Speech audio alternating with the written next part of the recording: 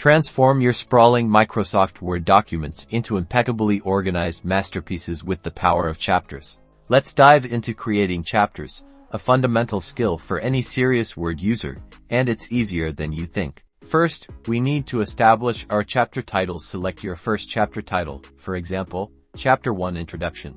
Next, we'll apply a heading style. Go to the Home tab, and in the Styles group, click on Heading 1. You'll see the text change slightly, but this is just the start.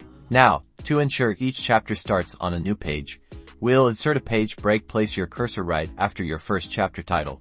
Navigate to the Insert tab on the ribbon in the Pages group.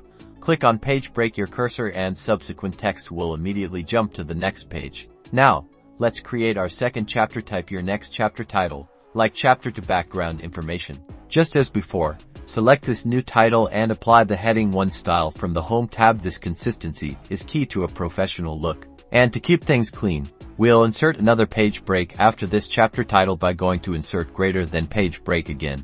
Repeat this process for all your chapter titles. Apply Heading 1 to each title, and then insert a page break immediately after it. This structure is what enables automatic table of contents generation later, making your document incredibly navigable. Mastering chapters in Word isn't just about organization.